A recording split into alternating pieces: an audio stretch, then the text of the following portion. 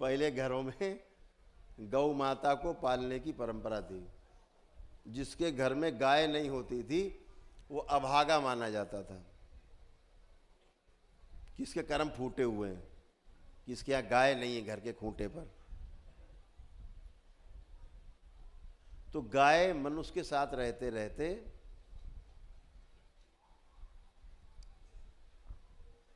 इतनी ज़्यादा मनुष्य के साथ मिल जाती थी, भाव से भर जाती थी कि मरते मरते उसको ही मनुष्य याद रहता था, इसलिए उसको मनुष्य योनि प्राप्त हो जाती थी।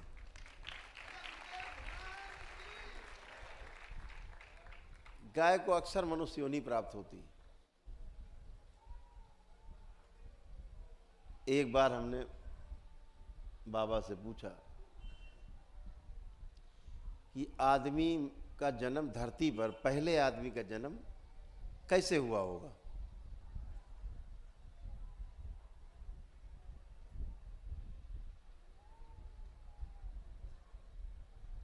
तो बाबा ने कहा कि मेरे अनुसार आदमी का जो जन्म है गाय के पेट से हुआ, पहले मनुष्य का जन्म।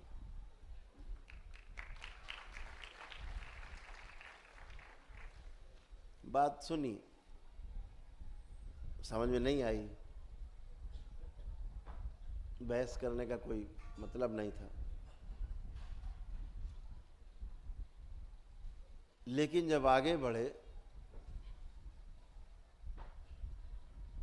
विज्ञान के छात्र थे हम, आगे बढ़े तो गाय को मां क्यों कहा जाता है,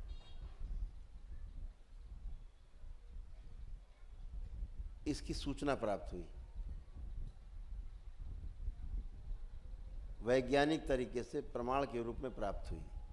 गाय को मां क्यों कहा जाता है।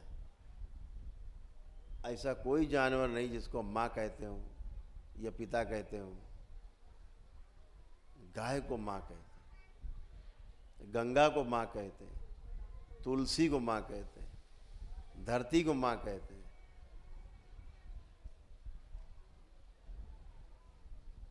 ये क्यों कहते हैं कि ये साथ में हो तो जीना बहुत सरल है, आदमी बन के आदमी जी सकता है।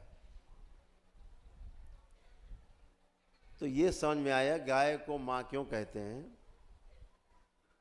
मां के गर्भ में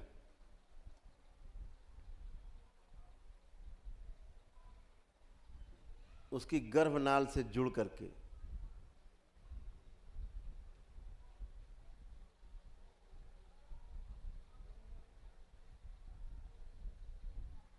जिस जीवाणु के द्वारा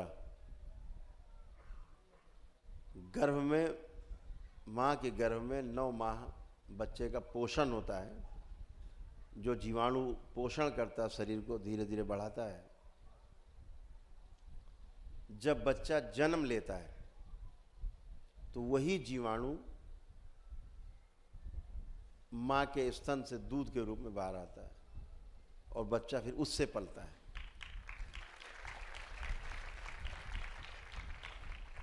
इसीलिए अपनी मां का दूध पी करके जो बच्चे बड़े होते हैं, असली में मानो वो होते हैं। वो डिब्बा बंद पाउडर वाला डिब्बा बन जाता है। माँ का कहते हैं ना, माँ का दूध पिया तो आओ, अब बेचारे पिए नहीं।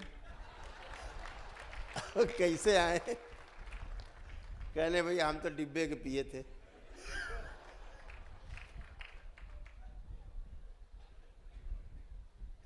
तो आपको जान करके आश्चर्य नहीं होना चाहिए कि देशी गाय, हिंदुस्तान की देशी गाय, उसके दूध में वही जीवाणु पाया जाता है जो माँ के गर्भ में हम पलते हैं और बाहर माँ के स्तन से आता है, मिलता है, दूध में होता है। वो सिर्फ और सिर्फ हमारे देश की देशी गाय में है।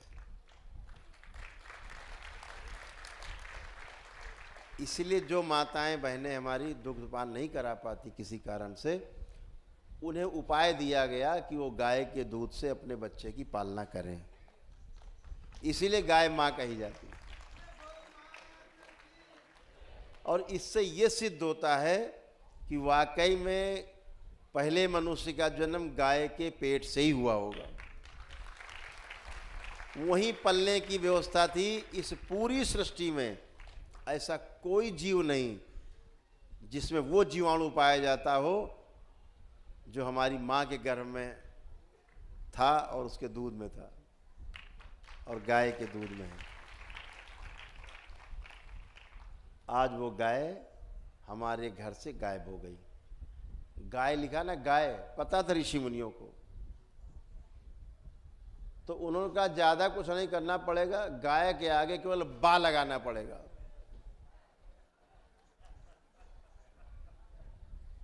गायब, तो गाय गायब हो गई।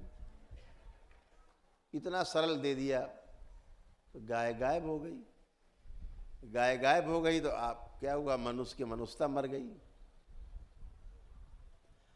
जो माँ का दूध पीता रहता है जिंदगी भर, सोचो जो बच्चा साल भर तक, 1.5 साल तक माँ का दूध पीता है, इतना बलिष्ठ होता है, और जिसको पूरे जीवन गाय का दूध पीने को मिले, अपनी माँ का दूध पीने को मिले, वो कैसा होगा। तो हम सब वंचित हो गए, कहाँ चले गए। अमूल दूध पीता है इंडिया। अब बच्चों को पढ़ाने जाते थे, पूछते थे दूध कहाँ से आता है, कहीं पराग डेयरी से। पराग डेयरी से दूध आता, उन्हें पता ही नहीं बेचारों को दूध कहाँ से आता है। वास्तविकता से दूर हो गए। पता है, माँ बहुत ही पवित्र शब्द है। कितना छोटा नाम दिया, इतना छोटा नाम, कितना बड़ा काम, पूरी सृष्टि को अपने गर्भ में समाये हुए है। मां बोल दिया, जो निरंतर केवल शुभ ही सोचती रहती बच्चों का, ऐसे ही हमारी माँ है।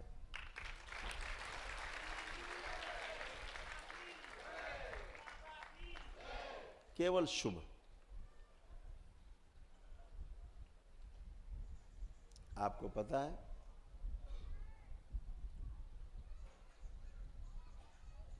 जब बच्चा मां के पेट में स्थिर होता है गर्भ में, तो उस मां का मासिक धर्म बंद हो जाता है। एक परंपरा है इस देश में, जब पूजा पाठ का काम होगा तो पूछा जाता है, रजस्वला तो नहीं है बिटिया, बहु रजस्वला तो नहीं है, मासिक से तो नहीं है, मासिक से तो पूजा में नहीं बैठ सकते। यही आपका एक दरबार है जिसमें 365 दिन हमारी माताएं बहनें पूजा पाठ, ध्यान, जप, तप, साधना, अनुष्ठान सब कर सकती। वो माँ है। अगर आज वो गंदी है तो फिर हमसे गंदा कोई नहीं सृष्टि में। 4 दिन वो गंदी नहीं होती, 4 दिन वो सृष्टि के काम में संलग्न रहती है, सृजन में संलग्न रहती है माँ।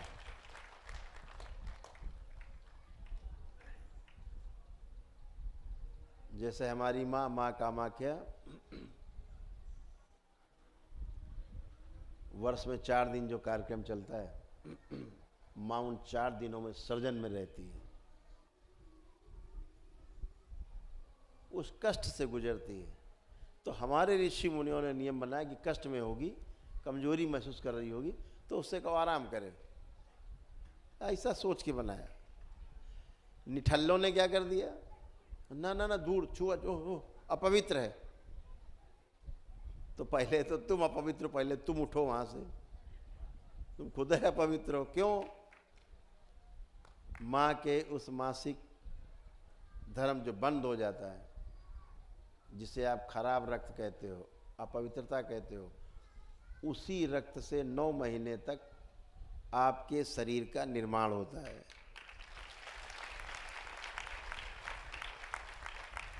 जिस रक्त को तुम अशुद्ध कहते हो, उसी रक्त से तुम्हारा 9 महीने तक माँ अपने पेट में निर्माण करती है, अपने खून से।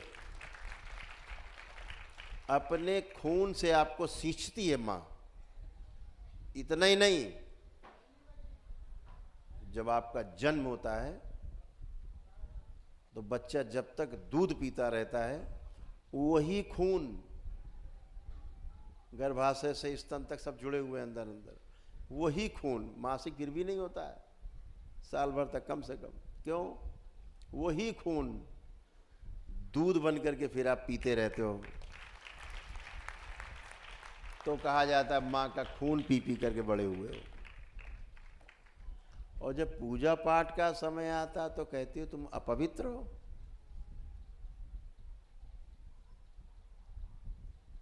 सूचना में और ज्ञान में यही फर्क है। ऋषि मुनियों ने इसलिए पूजा पाठ से विरत रहने को कहा कि वो सृजन में शरीर रहता है, कमजोरी रहती है, एक प्रक्रिया से शरीर गुजर रहा होता है, तो आराम करें। मतलब उसको छूट है कि पूजा पाठ में ना बैठे। तो उल्टा समझ लिया, बोले अपवित्र है, दूर रहो। तो दरबार ने सबके ज्ञान खोले, चक्षु, ज्ञान चक्षु खोले। ज्ञान चक्षु तो नहीं खुले हैं, कान चक्षु खुल गए।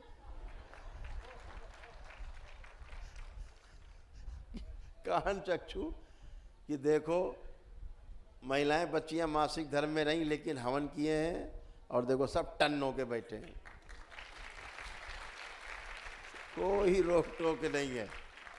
तो फालतू की बकवास नहीं। बकवास कहाँ होगी गुंजाइश? जहाँ पर ज्ञान नहीं है, केवल सूचना है, नॉलेज नहीं है, केवल इंफॉर्मेशन है।